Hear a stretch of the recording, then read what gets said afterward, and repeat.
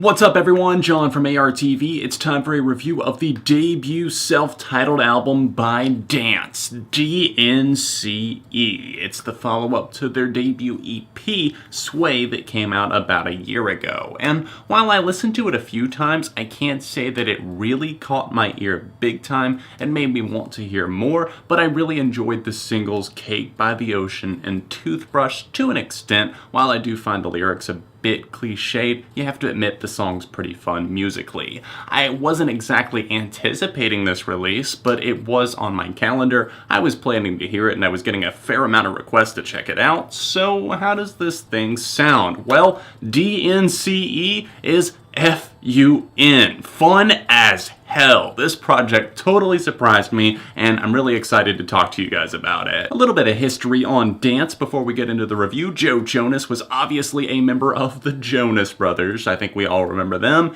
And no, I don't look back and hate their music. In fact, I enjoyed Jonas as a vocalist, and I think he's only gotten better with time. He does get a little bit too far into that falsetto range sometimes, and we see that playing out on tracks like Naked on this album. And while I do enjoy that song, we're going to talk about that more in detail in just a minute. Jonas was in that band. Jack Lawless, the drummer, was Jonas's roommate for a long time, I believe, and he actually played drums with the Jonas Brothers all the way back in 2007. And then Jinju Lee also played guitar with the Jonas Brothers. They've all pretty much been in other bands. Even the bassist of this band, Cole Whittle, was in Semi-Precious Weapons. And then Jonas ended up co-writing a song with the lead singer of Semi-Precious Weapons. So there's a lot of history that ties into it. And as far as their style goes, they announced whenever they announced this band, basically, that they were wanting to bring some funk back to the airwaves. And they're totally doing that. I just reviewed the Bruno Mars project. That's doing it in a big way.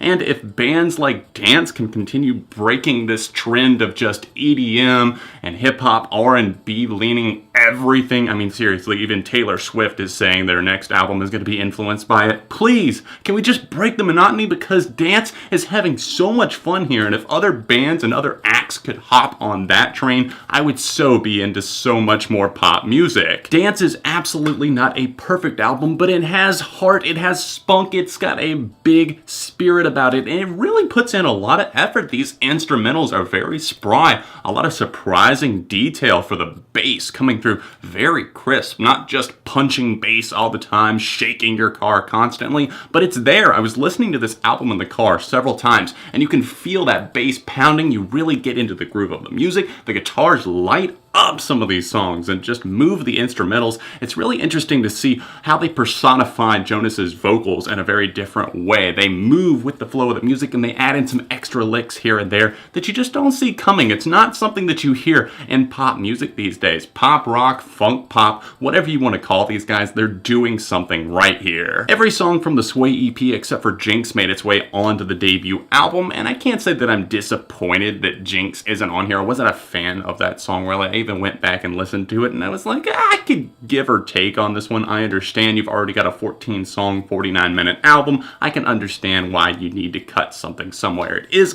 on the Target Deluxe edition of the album if anyone's curious, but my thoughts on that track, it could just go either way for me. I don't know, I'm kind of on the fence. But as far as this album, I saw 14 songs and 49 minutes, and I was thinking, that's kind of refreshing, honestly. And especially as I started listening through it, I'm getting so sick of these projects that really just come through. They're 10 songs, there's like 3 or 4 singles, a couple of them promotional singles, and the rest of the content is just filler as hell. I mean, there's just nothing there. And I also love that they're breaking the mold of these bands, these pop bands that come out and say, oh, we're actually going to be different. We're going to do something like bring funk back to the radio. And then it's just something like the band Coast, where they sound like every overproduced, just lazy as hell songwriting band out on the alternative airwaves these days. But Dnce actually brings something very fun. Yes, the lyrics can definitely be consumed understood by the masses, but that doesn't mean it's a bad thing. This reminds me of pop in the mid and early 2000s. It was having fun. Yes, some of the lyrics are a bit overtly sexual, but I don't see that as a problem whatsoever. They're just having a good time, and like I said, putting so much thought into the instrumentals and actually playing as a band. Cake by the Ocean was a huge hit. That was one of my favorite hit songs of 2015, and I'm glad that they ended up including it on this project. That song is full of a really, really catchy chorus, easy to sing along with. It just has you snapping your fingers, bobbing your head, grooving with the music, and that bleeds into a lot of these other songs. I mean, just look at tracks like Dr. You. It's a big funk emphasis on that track, or even Body Moves. That one starts off with that thumping bass line that really creeps up on you.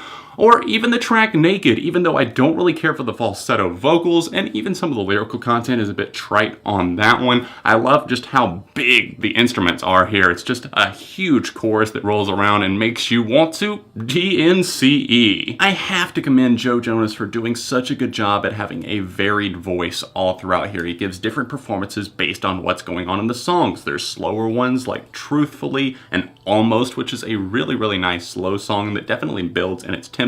It starts with those muted guitar chords, reminds me of Justin Bieber almost in the vocal style, what he was bringing to the table on purpose, and that's not necessarily a bad thing. I can definitely draw the comparison, but I also see how they put their own touches on it, and I like how that one just builds up. He's talking about this relationship that crumbled, and obviously he's looking at the fallout now, wondering what this girl's up to, and I like that he can mix it up, and then obviously we see him with a totally different personality, like on the opener, the self-titled track on a self-titled album. There's so many things called Dnce. They've even got a song called Dnce, but it's so much fun, you really don't even notice that. I love the callbacks to 70s and 80s music in that track. I love the guitar chords on that one. It's just really well structured. And then Jonas sings this line, "This ain't fire, but it burns my throat. This ain't water, but it floats my boat." He's just kind of whispering it there, and it builds back into the chorus and a very danceable feel, shaking with a lot of outside instrumentation that you just might not see coming. Like I said, breaking the mold there, I really have to commend them. And obviously we're talking about varied vocal performances here, so I have to mention ones like Be Mean, which has a nice backing effect to it, and then the song Zoom, which sees him really flying up into some different ranges,